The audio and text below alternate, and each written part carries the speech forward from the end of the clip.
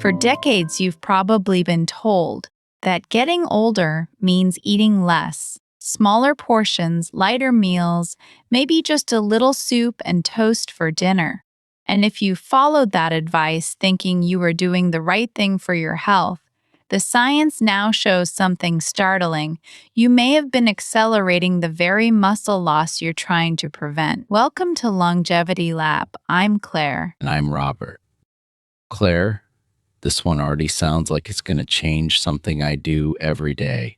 I have to admit, I definitely grew up watching my parents and grandparents kind of wind down their eating as they got older. It just seemed like the natural thing to do. And that's exactly why we need to talk about it, because it feels natural, it feels logical. Your metabolism slows down, you're less active. So you should eat less, right? But the research on protein and aging has completely flipped that assumption on its head.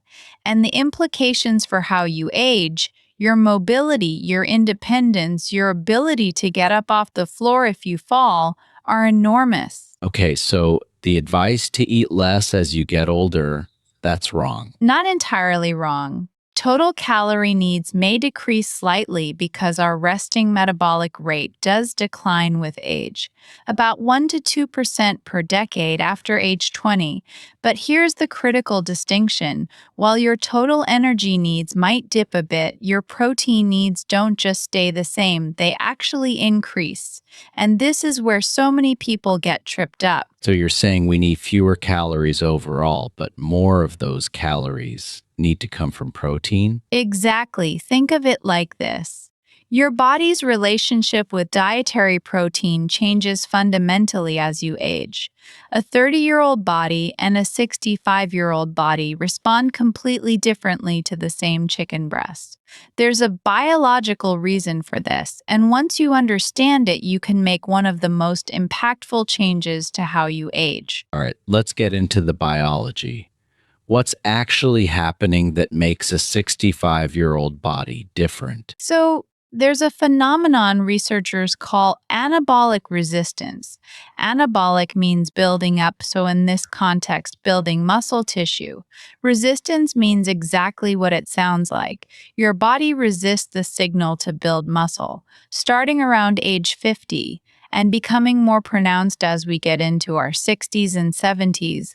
Our muscles become less sensitive to the amino acids we get from protein. It takes a much stronger stimulus, meaning more protein, to trigger the same muscle building response that a younger person gets from a smaller amount. Wait, so it's not just that I'm losing muscle because I'm getting older, it's that my body is actively resisting the signal to rebuild muscle from the food I eat. That's exactly right. And here's the finding that surprised me most when I first came across it. A landmark study published in the American Journal of Clinical Nutrition took two groups, younger adults around age 30 and older adults around age 70, and gave them the exact same amount of high-quality protein. The younger adults showed a robust increase in muscle protein synthesis, which is the process of building new muscle. The older adults showed a significantly blunted response. Their muscles simply didn't hear the signal as loudly. So I'm eating the same food, but my muscles are basically not getting the message. That's honestly a little alarming. I understand that reaction, Robert.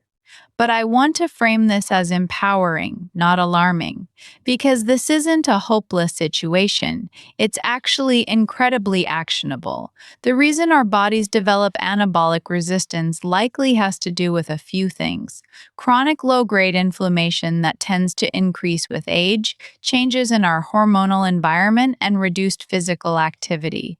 But the solution isn't complicated. It's simply that we need a stronger signal. And a stronger signal means more protein, and specifically a more targeted approach to when and how we consume it. Okay, give me the specifics. What does a stronger signal actually look like on my plate? Before I give you the numbers, let me explain the mechanism a bit more, because it'll help you understand why the numbers matter. There's a particular amino acid called leucine. It's one of the branch chain amino acids, and it acts as the primary trigger for muscle protein synthesis. Think of leucine like the ignition key for your car. Without turning the key, the engine doesn't start, no matter how much fuel you have in the tank. So leucine is the key that starts the muscle building engine. Yes. And here's the crucial part about anabolic resistance. The threshold of leucine needed to turn that key gets higher as you age. A younger person might turn the ignition with about 2 grams of leucine per meal. An older adult might need closer to 2.5 to 3 grams to get the same response. If you don't hit that threshold, the amino acids just get used for other things or excreted. They don't build muscle. So it's not just eating more protein, it's eating enough in one sitting to actually flip the switch. Exactly. And this brings us to what researchers call the per meal threshold. A 2022 study from the University of Birmingham, published in Frontiers in Nutrition, looked specifically at protein distribution and muscle health in older adults. What they found was striking. Many older adults were getting the majority of their protein at dinner, a big piece of fish or chicken, but very little at breakfast and lunch. Their total daily protein might have been adequate on paper, but because they weren't hitting that leucine threshold at each meal, they were essentially missing 2 out of 3 opportunities every day to stimulate muscle building. That describes my eating pattern perfectly. I always thought I was doing fine because I'd have a good dinner. But breakfast is usually just toast and coffee, and lunch is often a sandwich with maybe a thin slice of turkey. I'm basically only giving my muscles one real chance to build per day. And you are not alone, Robert. That pattern, what researchers call skewed protein distribution, is incredibly common, especially among people over 60. The science now suggests that for optimal muscle health, we need to distribute protein more evenly across the day, aiming for that leucine threshold at breakfast, lunch, and dinner. All right, let's talk numbers. How much protein are we talking about in total, and how much per meal? So, the current recommended dietary allowance, the RDA, for protein is zero point 0.8 grams per kilogram of body weight per day. That's about 56 grams for a person weighing 70 kilograms, or about 154 pounds. And here's where I need to be very clear. That number was established based on nitrogen balance studies in young adults. It represents the minimum amount needed to prevent deficiency, not the optimal amount for health, and certainly not the optimal amount for aging well. So the official recommendation is basically the floor, not the ceiling. That's a perfect way to put it. And a growing body of research, including a major consensus paper from the PRADE AG study group, published in the Journal of the American Medical Directors Association, recommends that healthy older adults should aim for 1.0 to 1.2 grams per kilogram of body weight per day.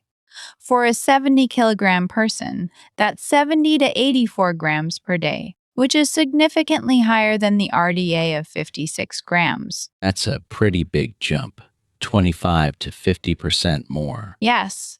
And for older adults with acute or chronic illnesses, the recommendation goes even higher, 1.2 to 1.5 grams per kilogram. And for those with severe illness or recovering from surgery, it can go up to 2.0 grams per kilogram. The point is, the standard advice was never designed for the realities of an aging body. Okay, so for me, I weigh about 78 kilograms, which is around 172 pounds. So if I'm doing the math on the fly here, I should be getting somewhere between 78 and 94 grams of protein a day. That's exactly right, and the per meal piece is just as important. The research suggests aiming for about 25 to 35 grams of high quality protein per meal to reliably hit that leucine threshold. That means your 3 meals should each contain a significant protein source that you can actually point to on the plate. And you give me a real world example because I can picture grams and numbers, but what does 30 grams of protein look like at breakfast? I love this question. Let me give you concrete examples for each meal. For breakfast, 3 large eggs will give you about 18 to 20 grams of protein, which is good but not quite enough to hit the threshold on its own. If you add a cup of Greek yogurt, that's another 15 to 20 grams, and now you're solidly in the 30 to 35 gram range. Another option, a smoothie with a scoop of whey or pea protein, about 25 grams, plus Greek yogurt and some nuts. Or if you prefer savory, a bowl of cottage cheese. 1 cup has about 28 grams of protein, with some seeds and maybe a hard boiled egg on the side. That's helpful. So my current breakfast of toast and coffee is probably giving me maybe 5 grams of protein. Probably less. And that means from the moment you wake up until lunchtime, your muscles are essentially in a state where they can't build. They're actually in a slightly catabolic state, meaning they're breaking down. And that's not because something's wrong with you, it's because they haven't received the signal to do otherwise. That's a wake up call. What about lunch and dinner? For lunch, about 100 grams, or 3.5 ounces of cooked chicken breast, provides roughly 31 grams of protein. The same amount of salmon gives you about 25 grams. A can of tuna, around 28 grams. A cup and a half of cooked lentils gives you about 27 grams. Though plant proteins are sometimes a bit lower in leucine, so we might need to be a little more generous with portions if you're vegetarian. For dinner, similar portions of meat, fish, or poultry, about the size of your palm, will get you there. Tofu and tempeh are excellent options too. A block of firm tofu can have 30 to 40 grams of protein. And you mentioned something earlier about how this relates to staying independent and mobile as we age. That really hit home for me. What's the connection between protein and things like getting up from a chair or carrying groceries? This is where the concept of sarcopenia becomes critical. Sarcopenia is the age-related loss of muscle mass and function.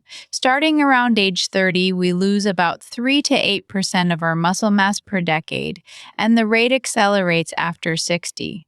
But here's what's important. Sarcopenia isn't just about looking less muscular or feeling weaker. It's the single most significant predictor of what researchers call adverse outcomes, things like falls, fractures, loss of independence, and even mortality. So it's not vanity, it's about being able to live on my own terms. Exactly. And the research is really compelling on this point. A study published in the Journals of Gerontology followed over 2,000 older adults and found that those with the highest protein intake had a 40% lower risk of developing functional limitations over the follow-up period. Functional limitations are things like difficulty climbing stairs, getting up from a chair, or walking a quarter mile.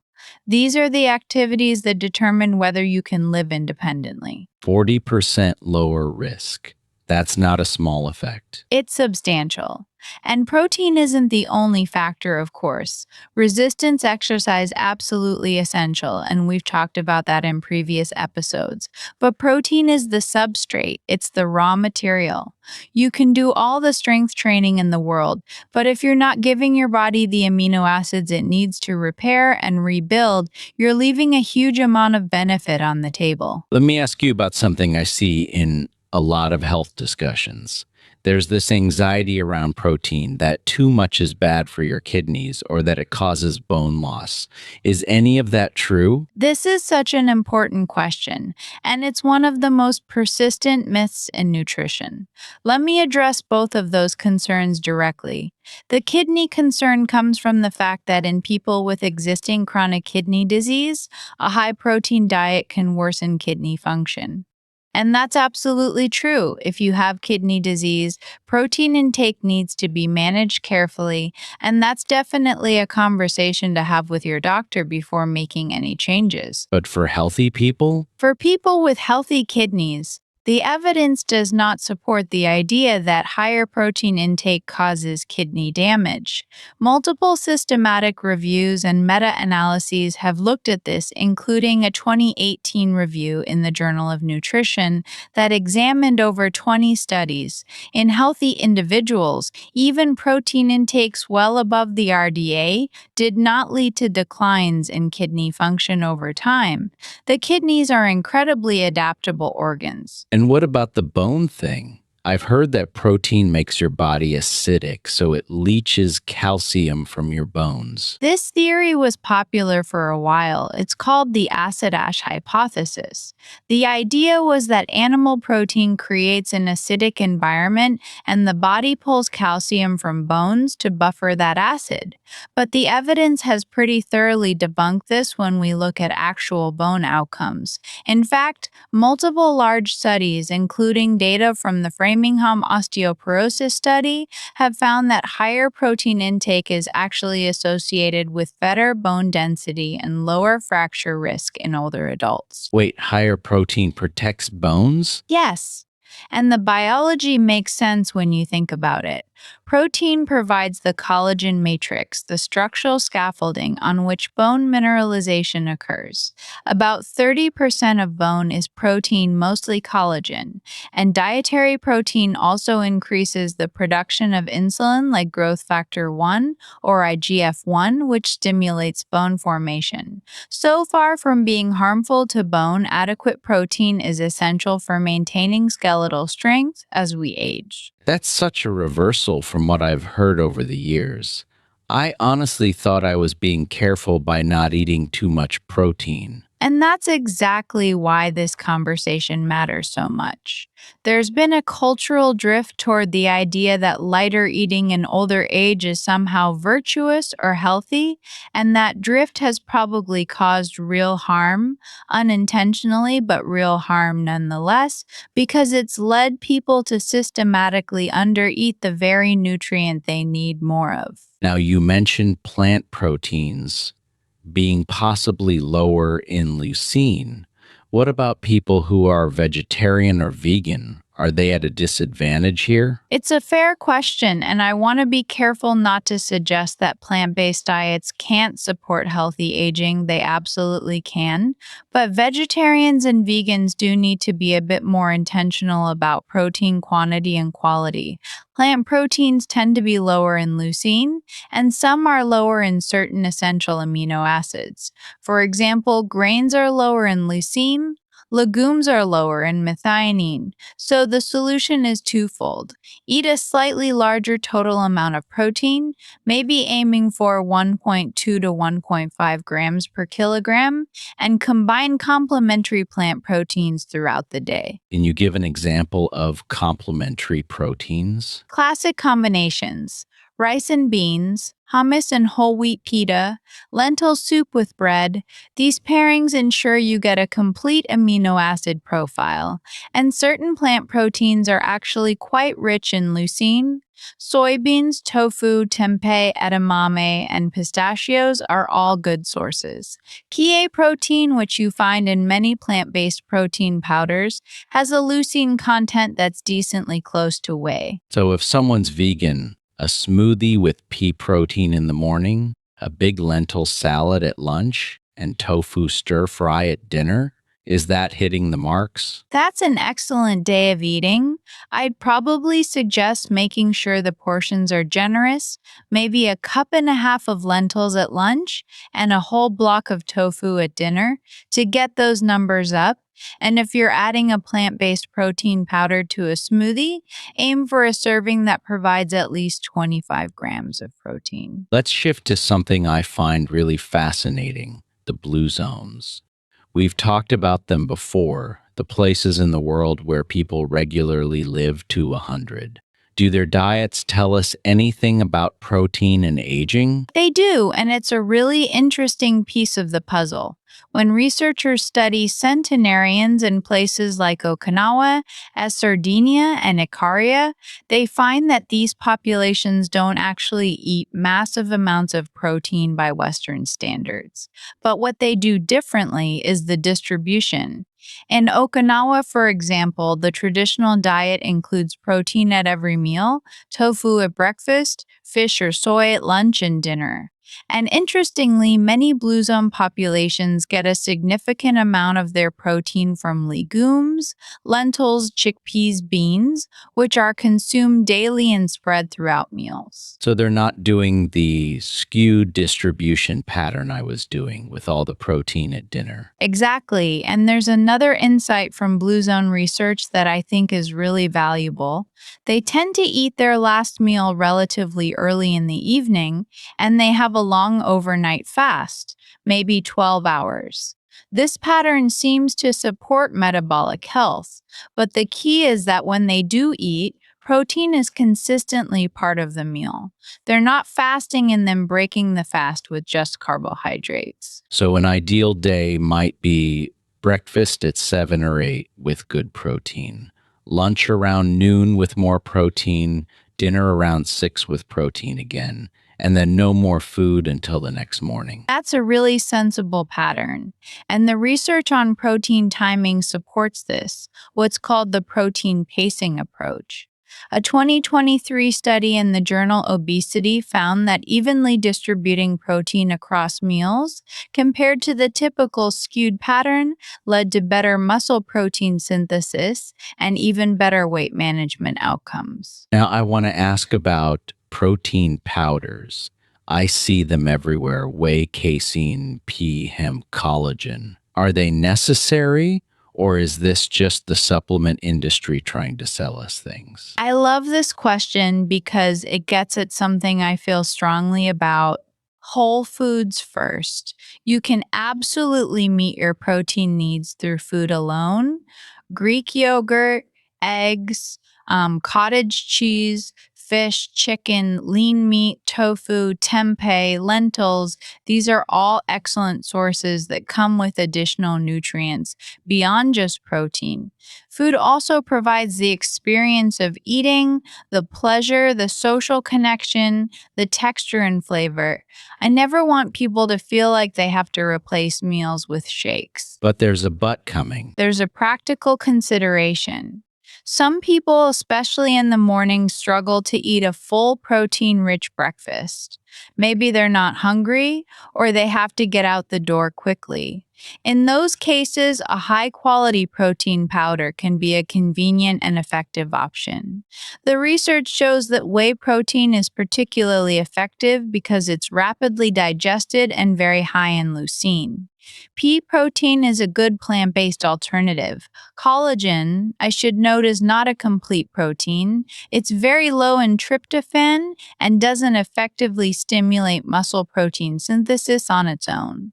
So, if you're using a protein powder specifically for muscle health, collagen isn't the best choice. That's good to know. I definitely have friends who put collagen in their coffee and think they're checking the protein box. They're getting some benefits. Collagen is great for skin and joint health, but for muscle protein synthesis, it's not doing the job.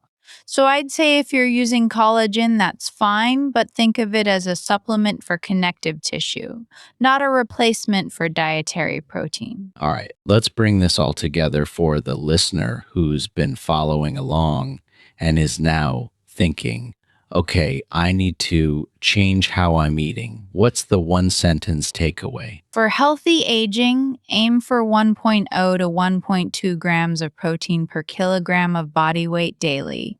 For most people, that's 25 to 35 grams of protein at each meal. Every meal distributed evenly across the day. That actually feels doable. It's not extreme, it's not a weird fad. It's just being more intentional about putting protein on the plate at every meal. Exactly. And I want to emphasize that this isn't about fear or anxiety around aging, it's about agency. You have significant control over how your body ages, and protein is one of the most powerful tools you have. Combined with resistance exercise, even just body weight exercises like squats and push ups a few times a week, you're giving your muscles both the signal and the substrate to stay strong. And of course, if someone has kidney issues or other health conditions, They should talk to their doctor before making big changes. Absolutely. That's always the case. If you have existing kidney disease, a history of gout, or any chronic health condition, have that conversation with your healthcare provider. They can help you determine the right protein intake for your specific situation. So for me, I'm going to start tomorrow morning differently. Instead of toast and coffee, I'm going to make a 3 egg scramble with some cheese and a side of Greek yogurt and see how that feels. I love that plan. And I'd encourage you and all our listeners to pay attention to how you feel with more evenly distributed protein. Many people find they have better energy, fewer cravings, and just feel more satiated throughout the day. Today's rule: spread your protein across all 3 meals. Your muscles are listening, so give them the signal they need. That's a perfect rule. Thanks for being with us on Longevity Lab. If today's episode changed the way you think about your breakfast or your lunch or your dinner planning, share it with someone who might benefit. We've got a new episode every day, diving into the science that helps you age better, live longer, and enjoy the journey. Hit subscribe so you don't miss an episode. I'll see you tomorrow, and I'll be having eggs for breakfast. Heh, me too. Talk soon.